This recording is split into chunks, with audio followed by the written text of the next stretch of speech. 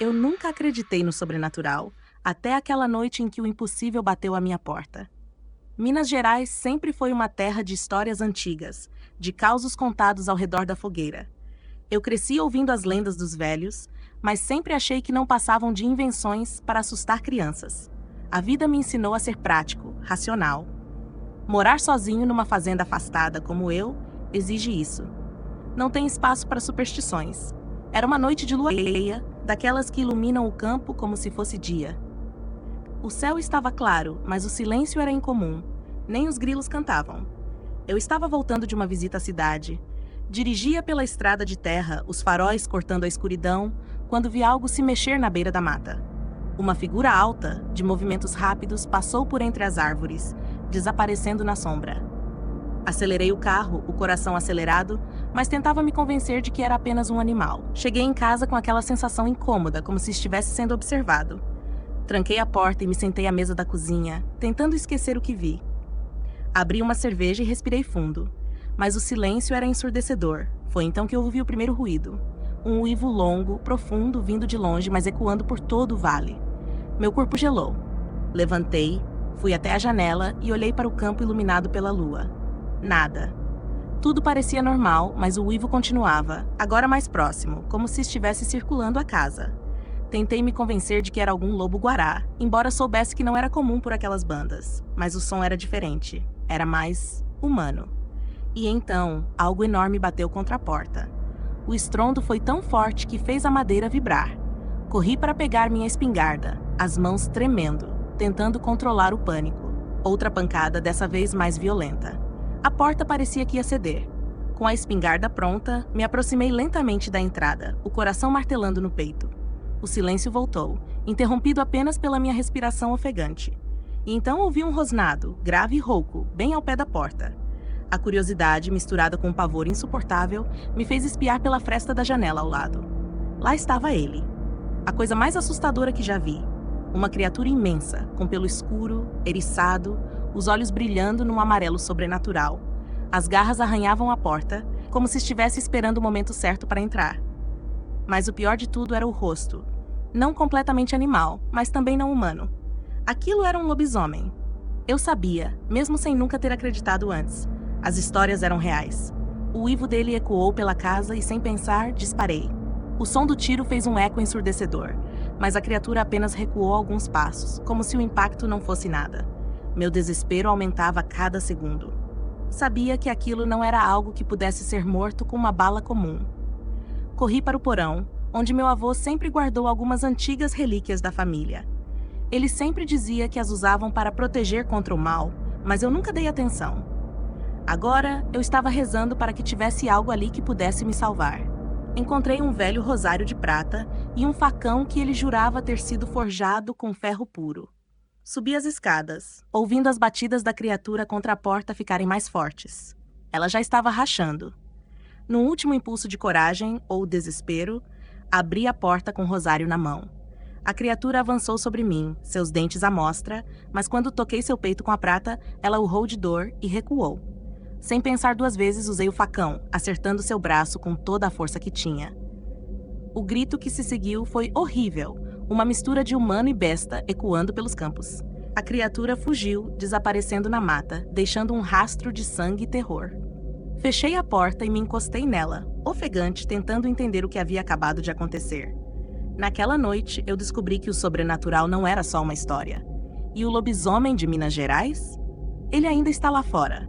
E agora, cada vez que a lua cheia ilumina o campo, eu sinto que ele está à espreita, esperando o momento certo para voltar. E quando voltar, eu sei que não haverá mais fuga. A BR-101 já me deu muitos sustos, mas naquela noite, ela se transformou no caminho para o inferno.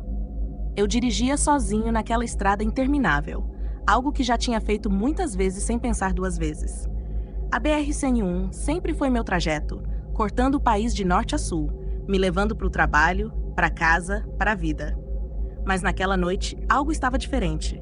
Era por volta das 2 da manhã e a estrada estava praticamente deserta. O asfalto parecia brilhar sob a luz fraca dos faróis e a neblina, que havia se formado do nada, encobria o horizonte como um manto espesso.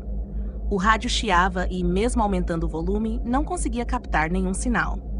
O silêncio dentro do carro começou a pesar. Foi então que percebi que o marcador de combustível estava perigosamente baixo. Eu jurava que tinha enchido o tanque antes de sair, mas o ponteiro estava quase no vermelho. Droga, pensei, enquanto procurava alguma placa que indicasse um posto de gasolina. Depois de uns 15 minutos, avistei uma pequena entrada à direita. Havia um letreiro enferrujado que indicava um posto à frente. Sem muita escolha, virei e segui por uma estrada de terra esburacada. Conforme avançava, a sensação de que algo estava errado só aumentava. Era como se o ar tivesse ficado mais pesado, mais denso. Quando finalmente cheguei ao posto, parecia abandonado. As luzes estavam apagadas e os vidros da pequena loja de conveniência estavam empoeirados. No entanto, uma das bombas de combustível parecia estar em funcionamento, como se tivesse sido usada recentemente. Saí do carro, com os olhos atentos ao redor, sentindo o vento frio da noite bater no rosto. Enquanto enchia o tanque, foi quando o ouvi pela primeira vez. Um uivo, distante, mais longo e profundo, como se viesse de outro mundo. Um arrepio subiu pela minha espinha. Tentei me convencer de que era apenas algum animal, talvez um cachorro de rua perdido, mas o som era diferente de qualquer coisa que eu já tivesse ouvido. Voltei rapidamente para o carro, o coração acelerado, e foi nesse momento que notei algo na beira da mata, do outro lado da estrada. Uma silhueta alta, com um porte assustadoramente grande, caminhava devagar entre as árvores. Meus instintos gritavam para eu sair dali, mas algo me mantinha preso, como se eu precisasse entender o que estava vendo. A criatura parou, ainda parcialmente escondida pelas sombras.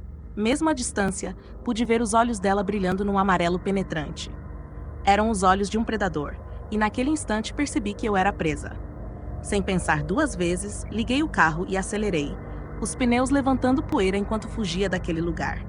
Mas, ao olhar pelo retrovisor, vi a criatura sair da mata, correndo numa velocidade impossível, seguindo na minha direção. Acelerei o máximo que pude, o carro balançando violentamente nos buracos da estrada de terra. Mas, por mais que eu tentasse, ela estava cada vez mais perto. Vi suas garras enormes refletindo na luz dos faróis traseiros. O som de suas patas pesadas batendo contra o chão ecoava como uma sentença de morte. O medo era palpável, sufocante.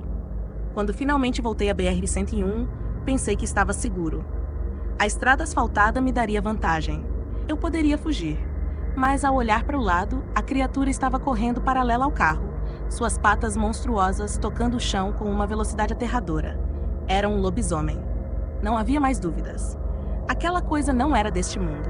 Em um último ato de desespero, virei o volante bruscamente, fazendo o carro derrapar e bater contra o guardrail. O impacto foi brutal, mas eu sobrevivi. Saí do carro, atordoado, sangrando, e olhei para o outro lado da estrada. A criatura estava lá, me observando, seus olhos fixos nos meus, quase como se quisesse brincar com meu terror.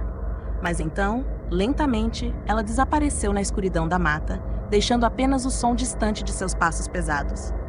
Eu nunca mais peguei a BR-101 à noite. E, para ser honesto, evito falar sobre isso. Ninguém acreditaria.